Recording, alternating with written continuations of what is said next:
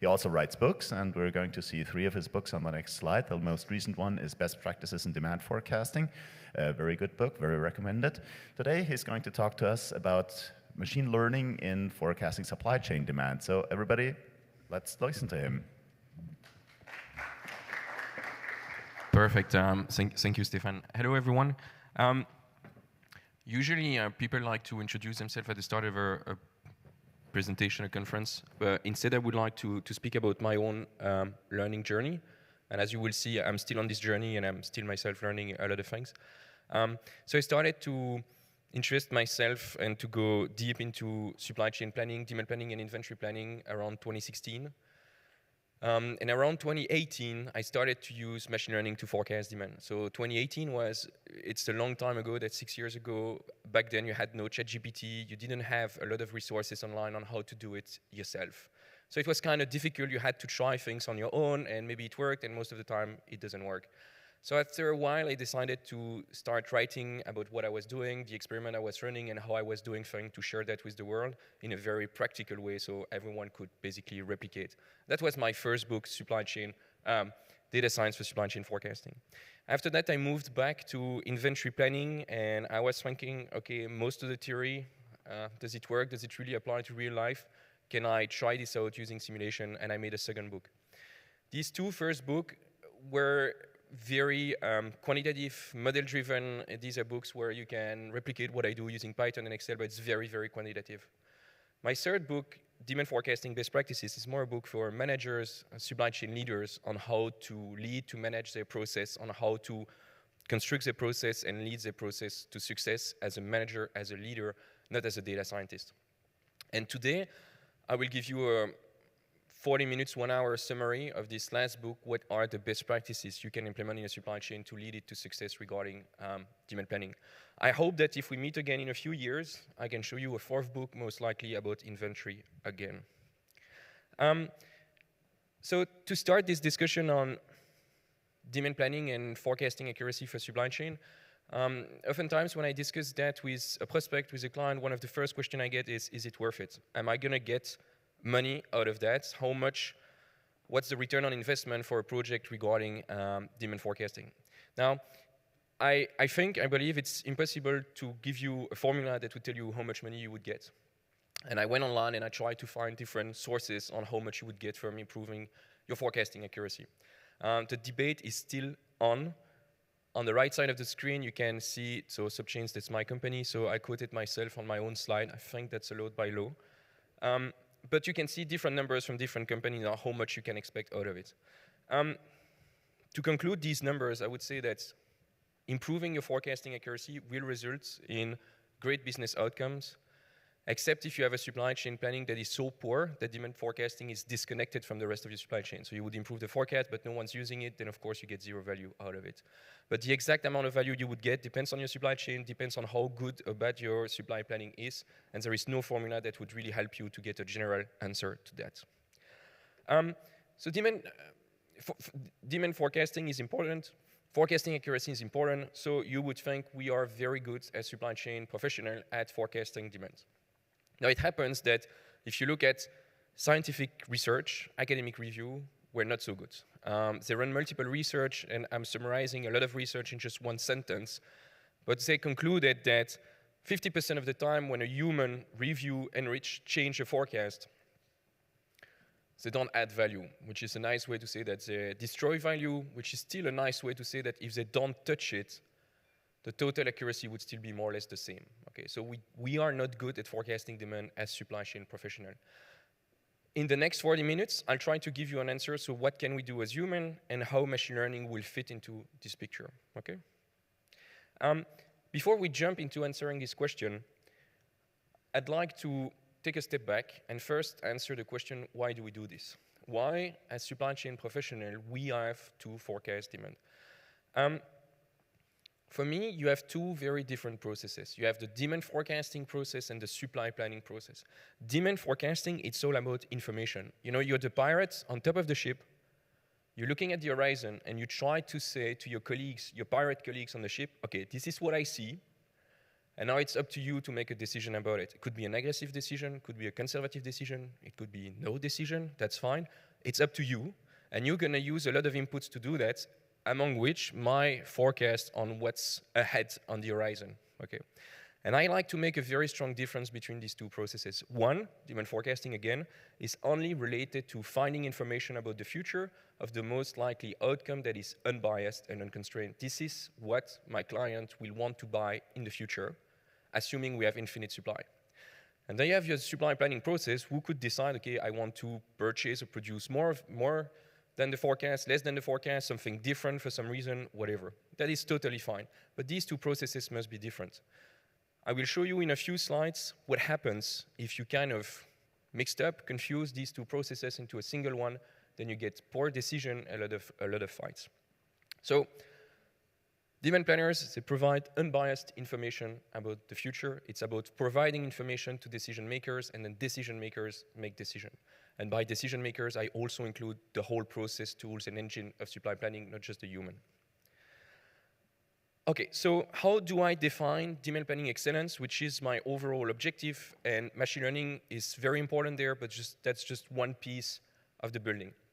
Demand planning excellence, for me, that's two main parts, efficacy and efficiency. Efficacy means that as demand forecaster, we forecast something that's useful for our colleagues, so something that our colleagues can use in practice to make the right decision. So my objective is not just to be accurate. My objective is that my forecasts are useful. The granularity is fine, the horizon is fine, and so on. And then on the right side of the screen, I want to be efficient. So basically, I want to make the forecast as good as possible with as little effort as possible. Okay? So I'm forecasting the right thing, meaning I support decision, and on the right side, I'm trying to make it as smart as possible and reduce workload.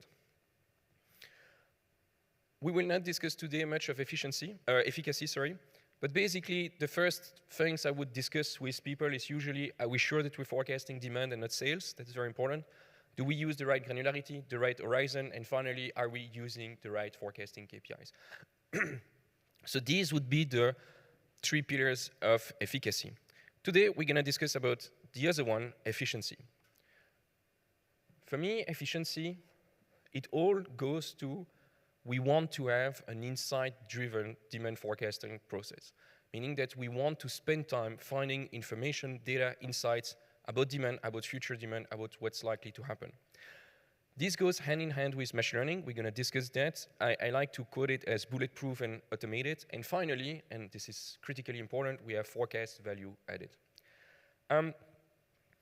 These are the 4 steps in the process that I would recommend supply chain to follow. These are the 4 steps we're going to talk about today. The first step is we need to find data, insights about demand, about what our clients want to do. The second step is we need to implement this bulletproof automated machine learning engine. Third step is how can we, human planners, enrich these forecasts? And finally, the last step that is absolutely critical is we need to track forecast value added.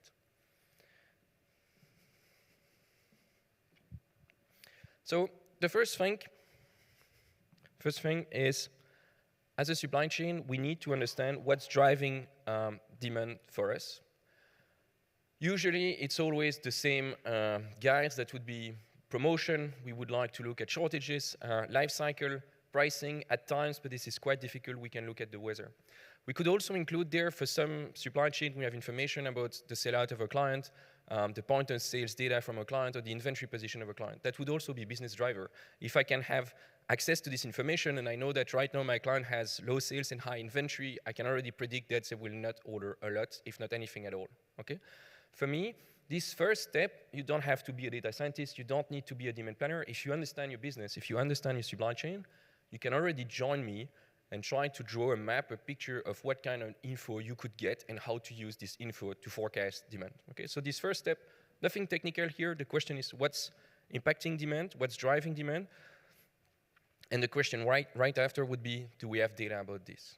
Oftentimes people will say, well, promotion is impacting clients' demand. That's normal. If you would tell me, well, promotion don't impact demand, then why do you do promotion?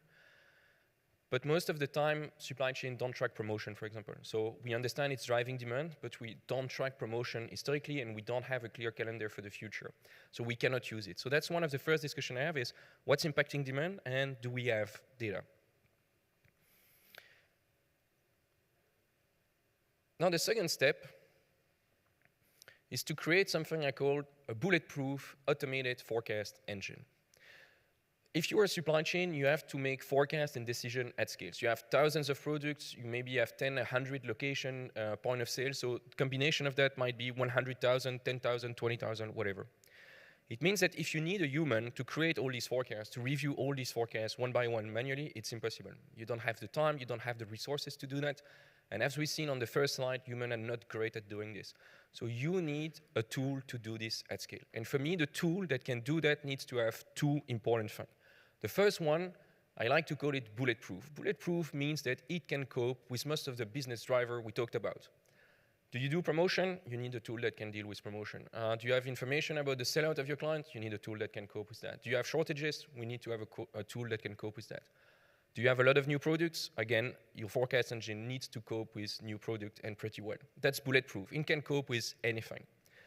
Automation means that you don't need to review manually this model every week or every month. You don't need to tweak it. You don't need to fine-tune it. You don't need to select the model, select the parameters, and so on. It's basically hands off. You can just let it run. It's automated. It's going to provide you a forecast for every single product you have, and it's going to do it in a bulletproof way. Now, why is machine learning so good at this, and why am I not advising you to use statistical model to do that? For me, statistical model struggle to understand complex relationship between shortages, promotion, prices, weather, sellouts, sell-in. It's too complex, okay? The statistical model are great at capturing some linear relationship, but as soon as it gets more complex than that, it gets difficult.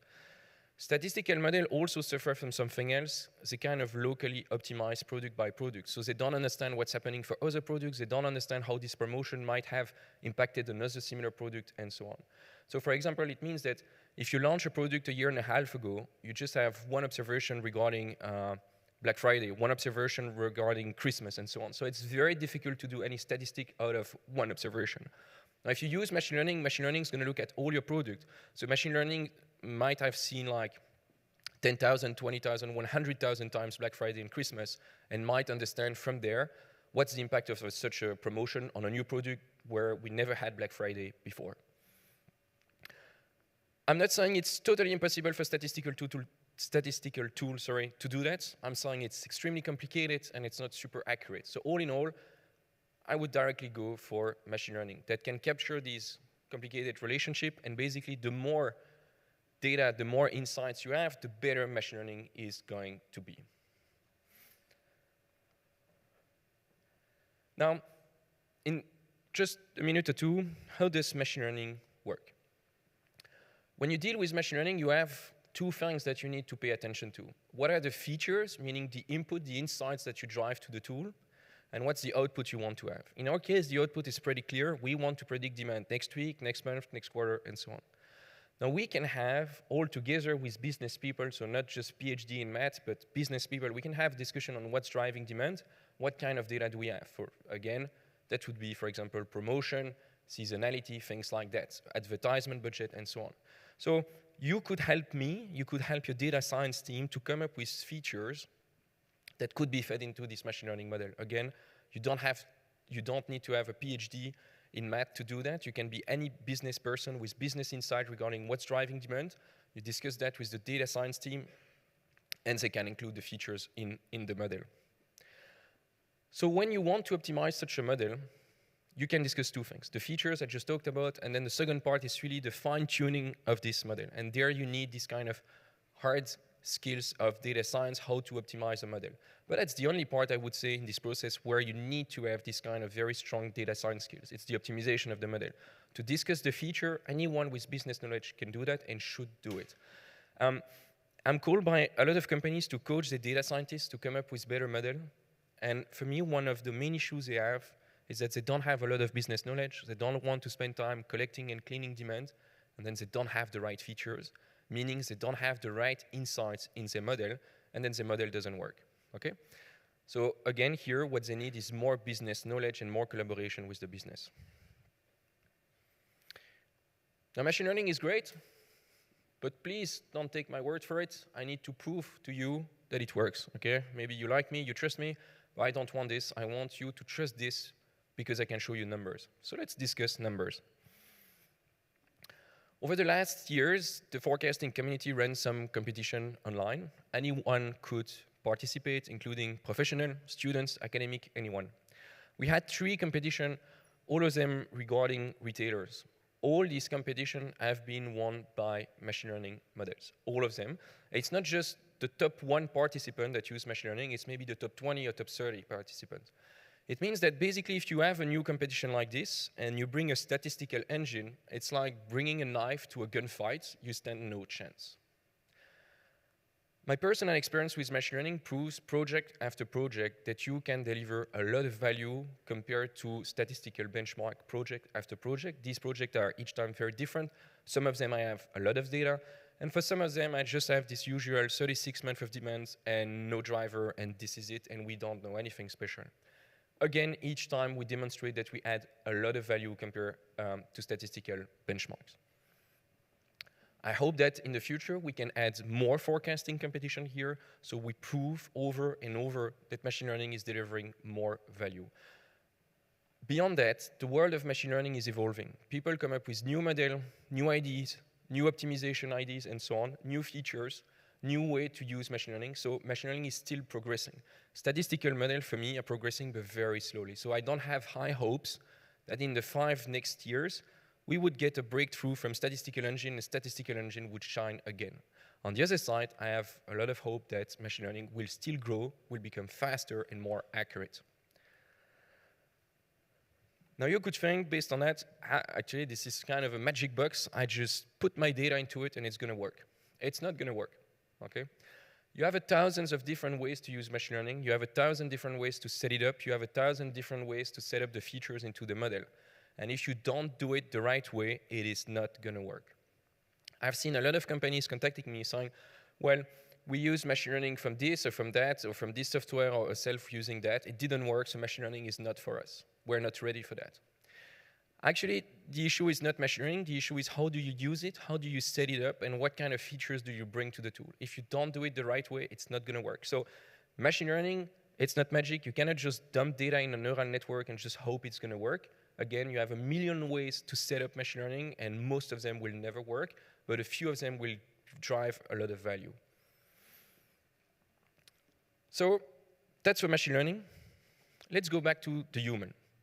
So we, human demand planners, how do we fit the picture of demand planning, including machine learning? I like to basically call that playing the information game. So remember, 50% of the time, based on academics and research, when humans enrich a forecast, they don't add any value, which means that 50% of the times they basically make the forecast worse. So how can we do better? I quoted some of the research here and tried to summarize it, and you have, of course, more research and more details, so I just tried to give my own summary of that. But what we see is planners like to do a lot of small adjustments, and small adjustments don't add value. And on top of that, it seems that people are very optimistic, and they like to increase forecast. And when they increase forecast, the likelihood that this adds value is very low. Now, when they decrease forecast, the likelihood this adds value is higher and higher. I think, and that's my personal opinion here, not the research, that when we decrease the forecast, we need to have a strong evidence, strong proof that it's going to materialize, because we need to say this to our colleagues and we need to bring bad news. And as human beings, we don't like to bring bad news, and people are going to question us about that. Now, if you bring good news, no one's going to ask you a question. So as you can see on the research, well, it's not going good. But it gets worse. So basically, in supply chain, the issue we have, the issue we face, is that some people change the forecast not because they think it's going to make it more accurate, but because they think it's going to make the forecast fit their own agenda, their own requirements. So here, I try to give you a small story of what could happen. Each supply chain is different. You might have different people in different roles, but we always hear the same kind of stories. So some like to reduce the forecast because they want to beat it to get a bonus. So of course, if you ask these people, oftentimes the sales team, to make a forecast, they're going to make it as low as possible, so then they can come back and say, well, you know what? I oversold, so I want a bonus now. We have a lot of teams confusing the forecast and the supply plan. Remember when I started this discussion, I told you it's very, very important that we make a difference between demand forecast, which is just about providing information, and supply planning, which is about making a decision. Now, if we confuse the two, and you want to be on the safe side, you're going to inflate forecast. And in some companies, the supply planning capabilities are close to zero, and basically they confuse the demand forecast and the supply plan. And what they're going to do is we will order the forecast. So if we want to be on the safe side, if we want to have safety stock, that's easy, we just increase forecast. But they don't have a supply plan per se. We have also a lot of people in supply chain who just want to fit the budget, so they get no question from management or shareholders. If the budget is $1 million, they're going to put $1 million to make sure we finish the year with $1 million. And that's harming accuracy, which means this is going to result in poor decision regarding supply planning, because supply planners are going to use this forecast to make decision, and the forecast is just matching budget. What I've seen also is shortage gaming. So people heard that the central production facility is going to run out of stock, and they have their own country buying from this central production facility, and what they're going to do is to say, well, I'm going to increase my forecast because there is a shortage. I want to be safe against that. And basically, you will have in the same company, different markets, different countries fighting each other to get scarce resources. For me, we always need to go back to the idea that a demand forecast is just about providing unbiased information. And if yourself, you have a specific incentive, a specific bias to go in a direction or the other, you should not touch the forecast. Let me then discuss, I think, one of the most important points here, forecast value added. So let's imagine you have a simple process. You have a forecast engine. It could be anything. It could even be Excel. That's fine. You just have a forecast engine that generates a baseline for you. Then your demand planning team is going to review that, then the sales team, and maybe some sort of SNOP consensus meeting. Now, what I usually see in supply chain is people are going to evaluate the quality of their process by tracking, okay, what's the final accuracy of this? And they say, 45% error, that's better than last month. Great job, guys. You're going to get a promotion or bonus or something like that. Most supply chain function like this. Now, I think this is the wrong way of doing it. The right way of doing it is asking the question, do we, as a process, add value?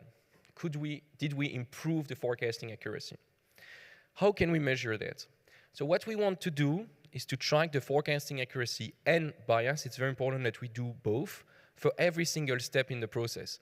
I like to combine these two into a single number, the score. So as you can see, the score is the sum of the mean absolute error and the bias. I'm taking the absolute bias here, otherwise you can basically hack it by under forecasting minus 100%. But basically I'm summing both into one thing I call the score. What you want to do, step after step in your process, even individual after individual, you want to reduce the score, which is like the forecast error. So in my story, demand planners are doing great. They reduce the score from 48 to 44, they reduce the forecast error. This is great, they did a great job. The sales team did not. In my story, the sales team basically just wanted to increase the forecast so they would secure supply to make sure they could sell as much as possible. So they're basically confusing the supply plan and the demand forecast.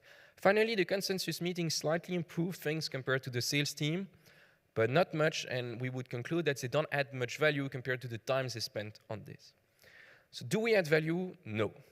We destroy value. So this is not a good process. It's not working great. Again, if you just would stick to the forecasting KPI, you could say, well, this is 1 point better than last month or 2 points better than last year, so I'm doing great. You are not doing great. Maybe this month was just a very smooth month and the team got lucky. But if you look at the added value, it's negative, so it's not doing great. So one of the things I would really like to reinforce here is that I would never give forecasting accuracy targets to different teams and different markets.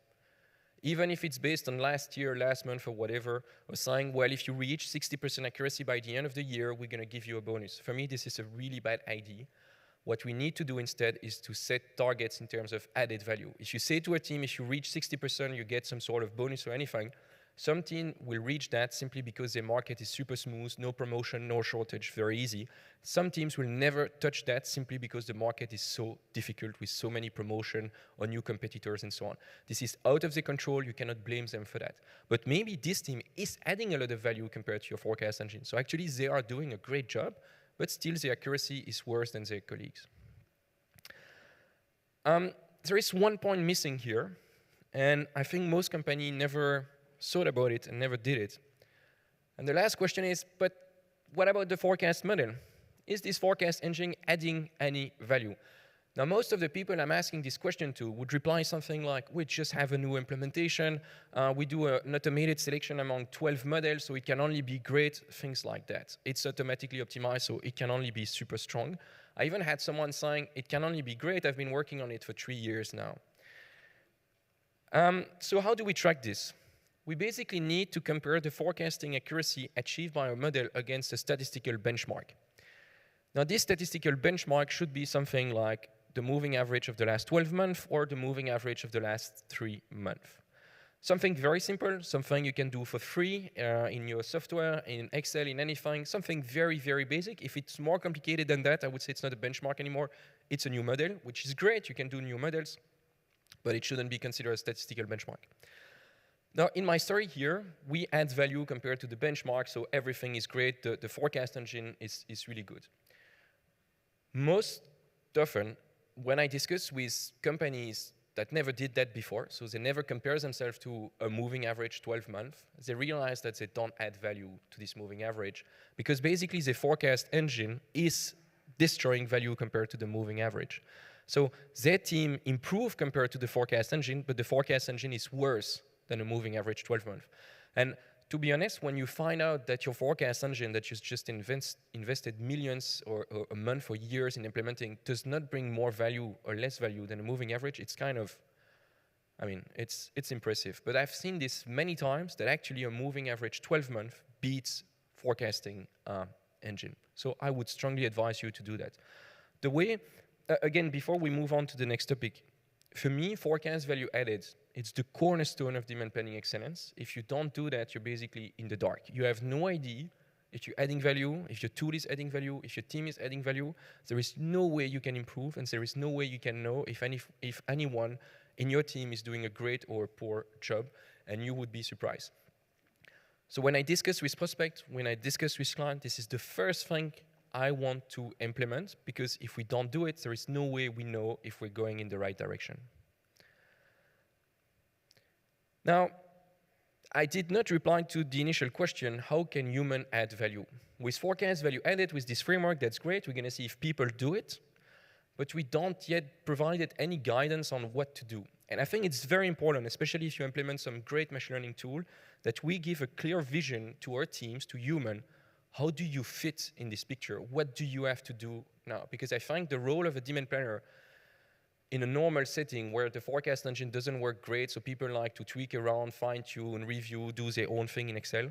When they move on to a fully automated and bulletproof machine learning engine, the role is changing, so the way they add value must change as well. And I think it's very important that we give a clear vision for human on what to do now.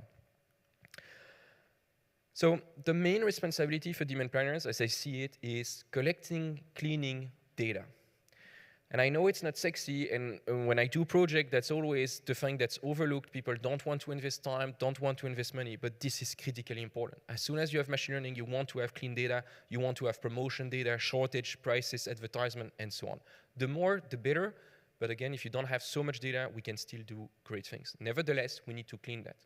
Just think about product life cycle, things like that. We need to clean data.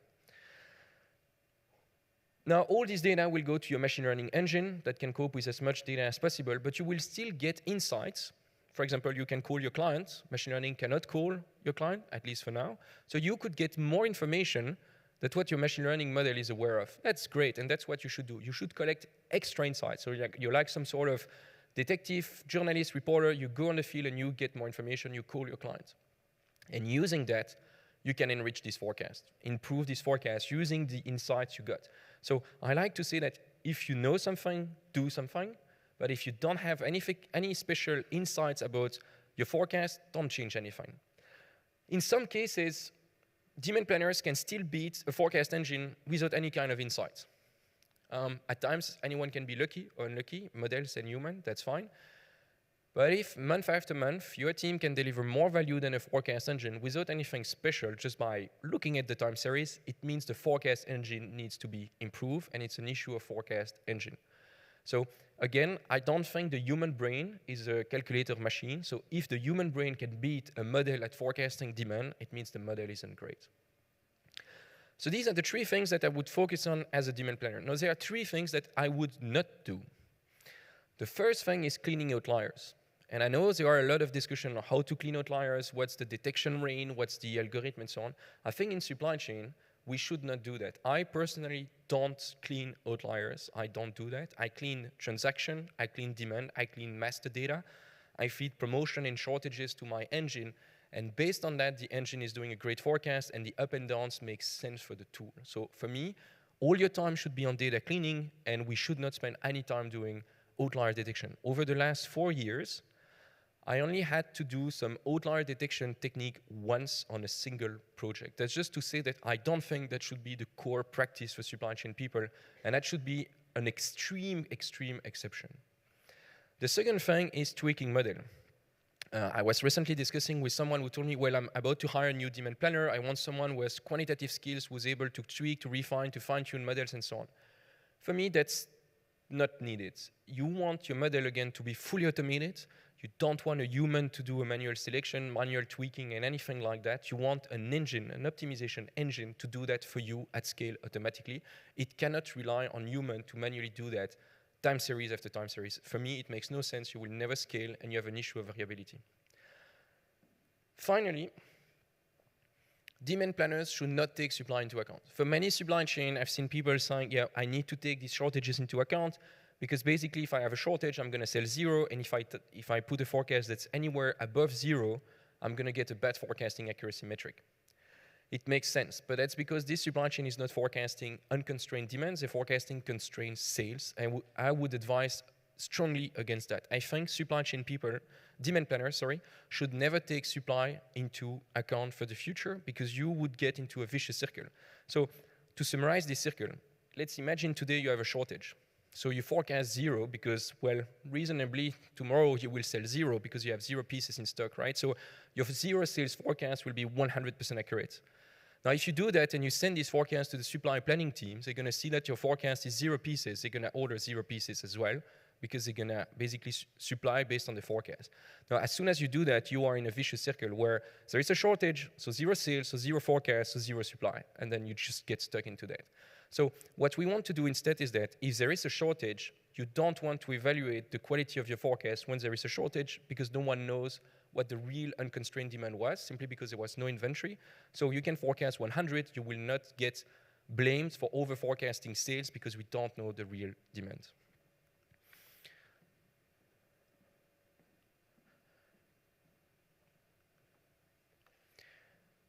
So last question I'd like to answer regarding priorities of human, again, assuming you have some great machine learning tool. In the past, I've seen many supply chain planners relying on something like ABC classification, saying, well, I'm going to start first by reviewing my biggest client or my biggest product and so on. I'm not totally opposed to that, but I think it's a bit outdated, if not totally updated. For me, the real question is not what product should I review first. The real question would be, what do I know?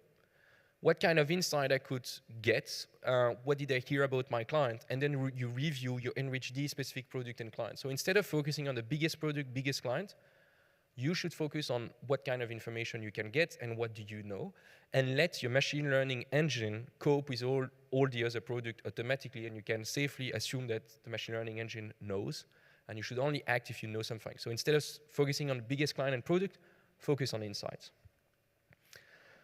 So to conclude, how can we ensure that we can add value as demand planner? We need to track forecast value added, we need to focus on insight, and we need to let our machine learning engine cope with most of the product. It was a pleasure discussing this with you. If you want to stay in touch, you can just add me on LinkedIn, where I'm quite active, so it would be my pleasure to stay in touch. In the meantime, I think we have some time left for a question. Yes.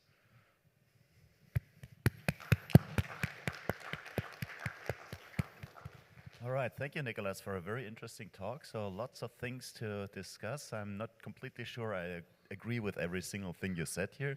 So I'm sure we have lots of questions and comments. So thank you for being so close to me. Thank you. Thank you. It was a very nice talk, and I think there are lots of insights that come from your experience, which is really nice, because that's the added value of it. I think my question relates to the part where you were saying that demand planning and supply plans should be like kind of different in the sense that in one sense you're just getting information about the future, and in the other one you're acting.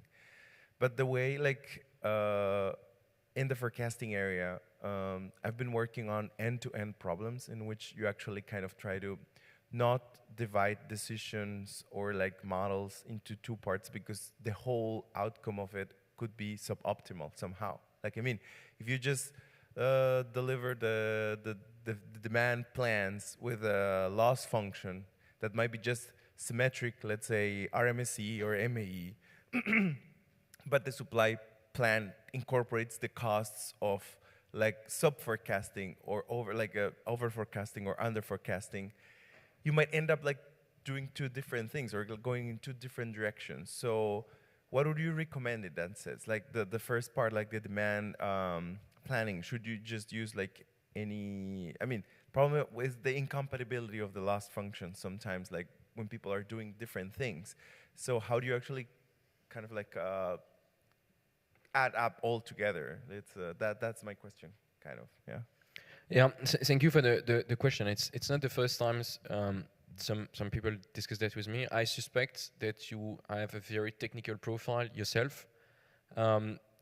So my point on this is the following: I'm not opposed to your idea at all, but I think that to support this type of model, you need to have some extremely advanced technical capabilities in your supply chain. And with your people and engine, that means that you need to have extremely advanced people, an extremely advanced tool, and an extremely clear vision for leadership on how we're going to do that. Now, I think for 98, 99%, 99.5% of supply chain currently in the world, this does not apply at all. And for them, making sure that the forecast is not the budget, the forecast is not the sales target, the forecast is not how much we want to buy is extremely important. And I think for you, you are maybe 10 steps ahead. And I'm saying maybe because I'm not yet totally sure it would work. So for me, it's still like maybe it works, maybe it doesn't work. But if it works, you're still 10 steps ahead. And that's not realistic. The most of the supply chain I talk to, there is a confusion on, is this a budget? Is this a demand forecast? Is this a sales forecast? Is it the supply plan? Is it the incentive plan for my sales team? So they're basically at level -1 or 0, and you're trying, the way I see it at least, you're trying to do research on what would be level 1000. So I would not advise that today. But I'm very curious in the research to discuss that, of course. Very good. Any other questions, comments? Yes, Anna.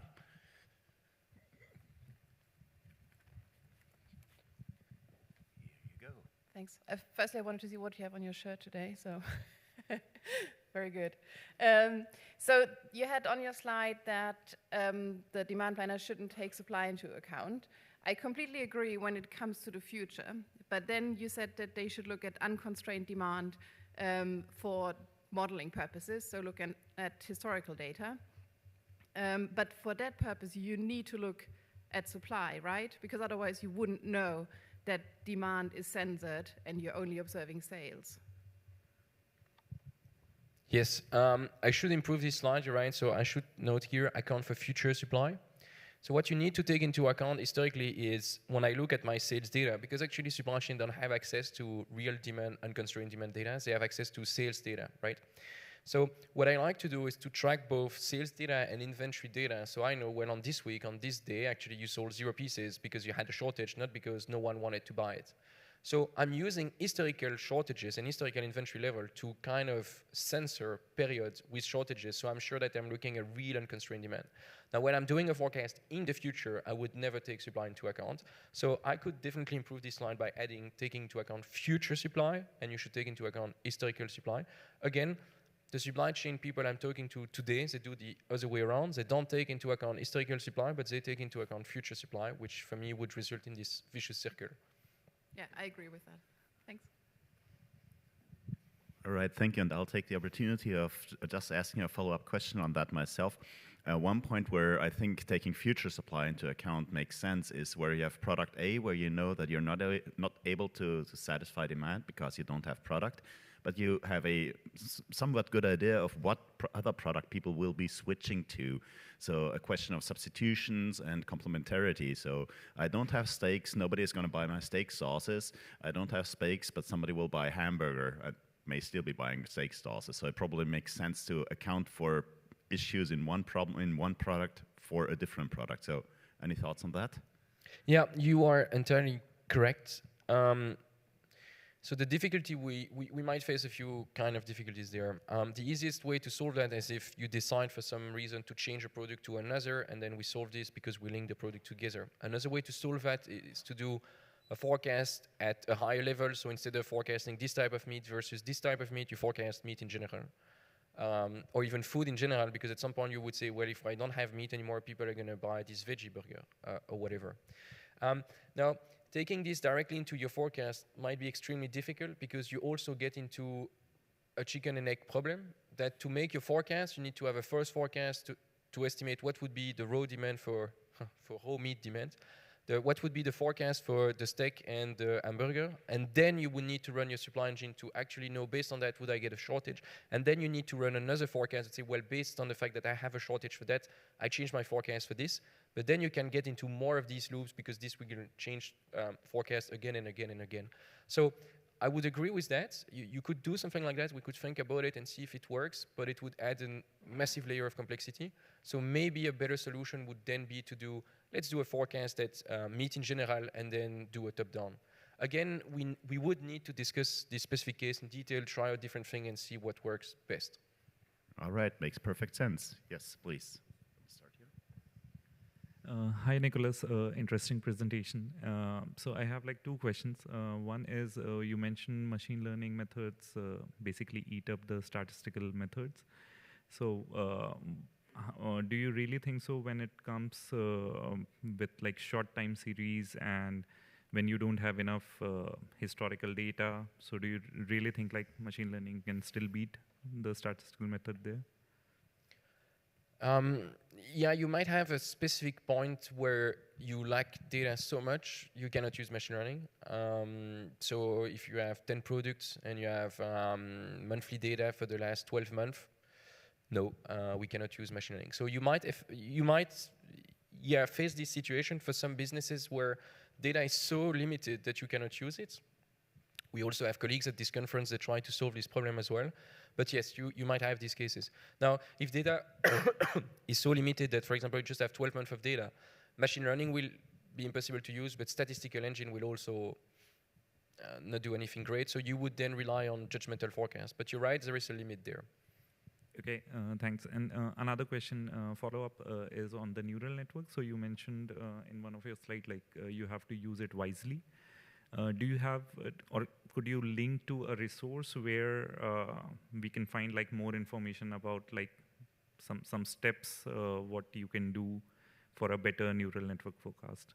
Sorry, I didn't get the first part of the question. So you mentioned in one of your slides, like if you directly provide the demand data to a neural network model, it may not work very nicely. But if you follow kind of a strategy, feature engineering is one part of it, and yeah, you mentioned like a couple of more things. So is there a better resource where you can find like these information in detail? The first one. Okay. So the objective of my book, so this is the second edition from 2021. I tried to do my very best at explaining you step by step how to do it yourself, the same way I was doing it at the time. I really did everything I could to really teach you step by step and show you the extract in Python on how to do it.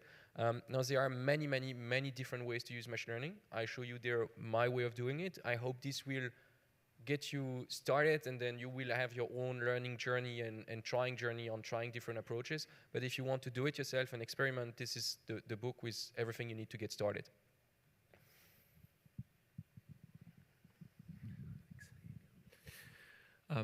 Nicolas, I really like the slide where you showed what planners should and shouldn't do. Sounds quite simple, although it's not always the case.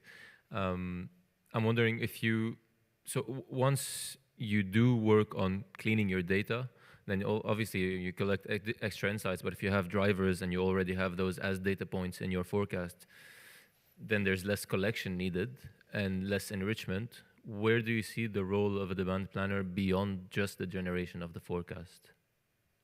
Yeah, thank you for the question. So to tell you a story, I was discussing this I think 2 months ago, and I said, well, you know what? If, for example, you can discuss with your client, because machine learning cannot discuss with your client today, you can collect insights from your client. And the demand planning team right away told me, we never talk to our clients. Then, of course, it means that for some supply chain, this is the big bang, and they need to rethink entirely what people are doing. And when I discuss that, at times I even receive messages on LinkedIn, and that's why I'm trying to be super clear on how the human fit in the picture. I just received messages from people on LinkedIn saying, Nicolas, you're saying I'm going to lose my job. What do I need to do to keep my job today? Like, what should I do?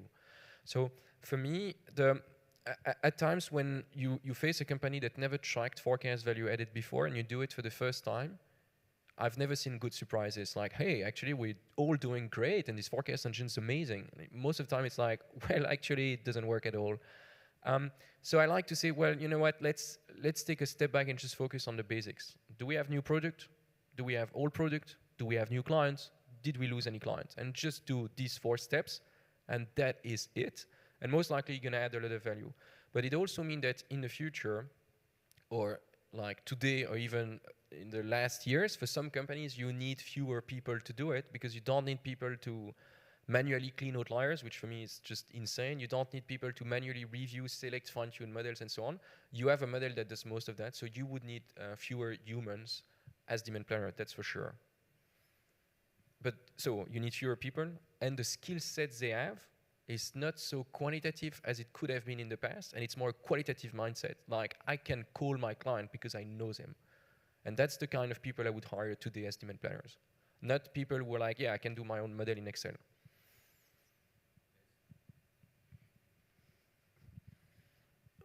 Thank you. Thank you for an interesting presentation. I just wanted to talk about the drivers of the demand. You said that that there are no chance to use macroeconomic projections. And from my experience, that's not a problem, because we have both free projections of macroeconomic variables from global institutions, such as the IMF, the World Bank, the OECD, and there are also some private companies that provide forecasts for macroeconomic indicators, talking about variables such as GDP, CPI, interest rates, and so on. So could you expand on that, please? Yeah, sure. So on my limited and unique and humble experience, I've never seen it work. I'm not saying no one ever did it. I'm not saying no one could ever do it.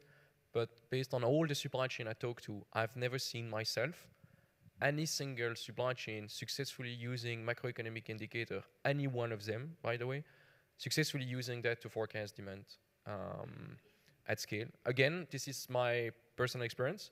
I'm not saying no one ever did it. I'm not saying no one could ever do it.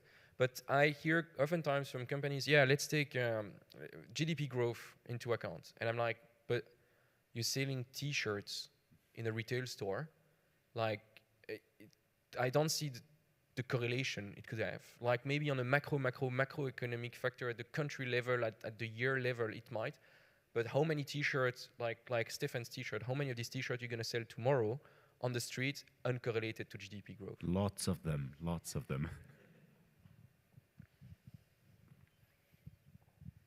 Hey, back on this kind of ugly topic of unconstrained forecast, I tend to think of the forecast as a best guess of what's really going to happen. And is the unconstrained forecast that? My concern is there's a lot of subtleties defined and to try to characterize true demand. It's something very nebulous and difficult to measure. If you try to measure, say, forecast accuracy, say you forecast true demand, unconstrained true demand, how do you measure it? Because you really don't know. You have actuals like a sales. You may have additional information, shortages and back orders and so on, but it gets very messy. So it becomes very difficult to measure forecast accuracy. Anyway, I think there's a lot of subtleties there, and I just wonder if they're all incorporated in your characterization of unconstrained demand. Thank you, Mike, for the question. And it's an excellent topic, and as I told you, and I'm setting this up, I'm about to release a forecasting combination that takes into account inventory level because we want to remove shortages. So when you say the forecast demand is the most likely things that's going to happen, for me, you need to add a few extra words to that, assuming infinite supply. Because if you don't assume infinite supply, it means that if today you have a shortage and you're like, what's my forecast for tomorrow? The forecast is 0, and you're going to be right, it was 0. And we don't want this in a supply chain because then supply planning is going to order 0 as well. So when we forecast, I like to add this unconstrained to reinforce this. We forecast unconstrained demand by supply. So we assume infinite supply. If we do not, we cannot do great supply planning. And we should always avoid to forecast constrained sales. You can get to a sales forecast for financial reason. That's great. I'm not against that at all. But that's something that's mechanically computed based on your current supply plan and your constrained forecast. So that's something mechanical. Now, and it's very interesting because I have this discussion weekly with even like prospect for POC. I'm like, you can only evaluate the quality of a forecast if you know that you didn't have a shortage. Because if you had a shortage, and you forecast 100, I do 150, you do 20, we will never know who was right or wrong. So for me, it's extremely important that we get into supply chain the concept that we can only evaluate accuracy if there is no shortage. If there is a shortage, we just skip this period and just move on. See, I would disagree with that. I see a two-step process. You begin with this unconstrained demand, assuming infinite inventory, you come up with that because that's what you use to make your supply chain plans to try to build the inventory to meet that. But once you realize after you've gone through an S&OP or whatever process and determined you're not going to have the supply to meet that unconstrained demand, now you've got a hard number of what you think, you realistically think you're going to be able to sell. Why this is so important is because what are the finance people do planning for revenues and cash flows and so on? It doesn't help them to have this unconstrained forecast out there, assuming we're getting all this revenue, when in reality we know it's going to be considerably less than that because of constraints. Sorry for my poor explanation then, Mike, because we fully agree. So what you explain is what I wanted to explain. Let me try to rephrase it again because we are 100% aligned. So you start demand planning with demand planners and forecast engine, fully unconstrained, you assume infinite supply.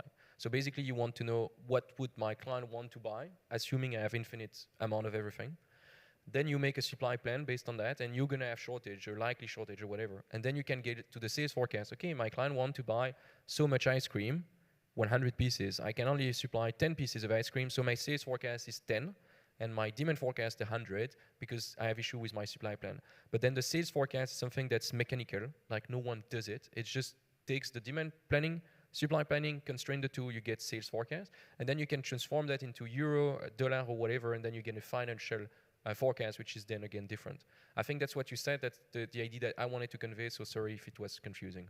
Okay. And just in terms of then measuring forecast accuracy, I would see taking that constrained forecast of what we think is really going to happen and measure that against what really does happen, what sales do get fulfilled. And that's a way you can measure for your forecast accuracy of this second level. Yeah, you could. I never did it, but yeah, you could. All right, so I'm going to take this away from Mike now, because otherwise he's going to just keep on talking. Thanks for the talk, Nicolas. I had a question about the comparison between machine learning and statistical forecasting and practical use cases that you put on the slide. So one was actually on the pharma. Well, it was actually not this slide. It was the results that you've been gathering. So, for example, you showed a 30% percentage point improvement on the pharma industry, I think. So one comment is, what we have also seen a lot is that in the commodities industry, the process industry, that there's also a huge improvement in terms of machine learning potential, because you can exploit contracts, you can exploit the order book, which is an important indication of future demand. Wondering if that's also something that you have seen. And a second question is on the second case with the pharma distributor of 25 percentage point improvement. What kind of drivers, in your perspective, are relevant for this type of industry? Because I think promotions and prices are less relevant here. Thank you for the question. So first, concerning the order book, that's something I don't have in my slide. I should edit. I'm about to deliver live my first project using order book. The impact of order book and machine learning together is amazing. I think order book is the main demand driver ever. Do you already have an order? That's a very good information. That's I would even say the best possible information. Statistical model will again struggle with that because you know that for some product you have some pre-orders, so you can already say, well, at least I'm going to sell this. But for some product you don't, so you don't know how you should change your forecast. So statistical model, if you say, well, I'm just going to take the maximum between my statistical forecast and the order book, you bias your forecast and you're missing some value. So again, machine learning, even for this case, is outshining statistical model. Now for this pharma distributor, I didn't use any information except shortages, and that was it. That's the only information we got from them. So yeah. Isn't it surprising to you then that the use case with manufacturer with promotions is the improvement potential is lower? So for me, the first case there, it's a case where we have monthly data and we don't have shortage data. The second and third case are cases where we do weekly forecasts and we have shortage information. So that's, for me, shortage information is driving a huge value. So the first data I try to get from my clients always is, do you have access to shortage data? That's driving most of the value. Again, in my experience. Right, thanks. All right, another one over here. I heard your warning about using unrelated global macroeconomic data to make use from for forecasting. But in many industries, there is related specific information on forecasting that could be exploited for automotive in the industry. For instance, they have these weekly bulletins where they talk about how many cars they would produce. Have you seen suppliers exploit this information to make value for better forecasting? So in my limited personal experience, I am not aware of a single use case that was successfully implemented at scale. Again, this is my personal experience. I'm not saying no one ever did it. I'm not saying no one will ever do it. I've never seen any supply chain person talking to me saying, we have macroeconomic, we use it in a forecast, it's driving value. I've never seen it myself. And I worked in automotive, and I've seen not the project you're talking about, but a similar project in automotive myself failing, and it was driven by a big consultancy company, and it failed. Yeah. But again, it's not because one project failed, that they all failed. Again, I'm not saying no one will ever do it. But to put it differently, if you have a supply chain today, and you're like, I want to improve my demand planning process, and if I had to give you 10 priorities, that's not even priorities anymore, that's a very long list of 10 things you should do. Macroeconomic would not be on the top 20, I think. All right. Any more questions? We still have a few minutes left because, oh, there's another one down there. We need a smaller room. So in any case, thank you so much for your question. I already see a few things I need to change on the slide to make them even clearer for next time. So thank you so much. Thank you for your presentation. One question is about the workflow between the technical guys, I would call them, and the business guys, so the demand planners. If the demand planners understand the business cases right and can give value to the forecasting team, and then they also have a chance to control what is the forecasting team doing. So if we have a really complex machine learning algorithm, it's not really good to understand if the business case is really right implemented. So they need some tools. And there I would say it's a workflow between forecasting, technical guys, and demand planners. I'm not 100% sure I got your question, but I'll try to add some things because indeed maybe I could have improved some slides there on adding that. Let me try to answer. If it was not the right answer, you'd let me know. I'll try again. So oftentimes I get the question, Nicolas, I don't understand machine learning, so I cannot use it. I do not pretend myself I understand machine learning, to be honest. Neural networks like GBM, that would take me a PhD to really get really what's happening behind it. But I don't think you need to understand it to use it or to understand how it reacts to inputs. I can drive my car. I have no clue how the car works. I can use my computer. I have not a single clue on how a computer works. Okay. So let me go then to your question. When I create a forecast engine for some of my clients, and I'm sure that anyone who's done machine learning can do the same, you can say to your client, well, these are the things that the tool takes into account. shortages, promotion, this, that, trend, seasonality, you name it, okay? Each model would be different, each use case different, but I can tell you what the model is taking into account. So then you, as a business person, demand planner, sales, marketing, whatever, you can think, hey, we're gonna launch a big advertisement project, but the engine doesn't take into account advertisement budget because we couldn't feed it to the model, or the model is not smart enough to take into account. Then I can enrich the forecast because I know something the model is not aware of. And to know that, you don't need to have a PhD in machine learning. You just need to know, is the model aware of that? Okay, which is a very simple question that anyone who looked at the model can answer. Does it answer your question? Yes, and the second part is the code development between those parts. So if I have something regular, a regular pattern not included in the model, I want to include it. For this, I need the business knowledge, what I have to include, and the technical guys which can include it in the model, in the machine learning model. And my question is about how can the business guys control what the technical guys is doing? So is this business problem well solved in the machine learning algorithm? So control is a strong word here. So how can business control technical? I'm not sure I would use control. One of the things to check that the model makes sense is, for example, to say, well, each time we do a promotion I fed to the model, but the model overreacts, underreacts, does not react. And then again, you don't have to have a PhD or to do like an extremely deep analysis. You just know each time promotion are wrong. So we know that we need to fix that. But I wouldn't say like, okay, business needs to control that. For me, it's a discussion with, when you launch a project like that, you need to have demand planners and some business managers to discuss what data we have, what insight is driving demand. It's a simple conversation, you know, it could just take half an hour, to be honest. And then you can move on to, okay, let's collect this data, let's clean it, and then let's find a model that can cope with it. But I want this first discussion to include people from sales, people from supply chain leadership and so on, because they know better than the IT team or the data scientist what's driving demand and what they could get or not get. Thanks. All right, so our time is up. I hope we've answered all the questions. It's been a wonderful discussion. Thank you all. Thank you, Nicolas, for a wonderful presentation. Thank you so much for your question. This is going to help me to improve the slide deck. Thank you. And now off to coffee, and he's going to be around.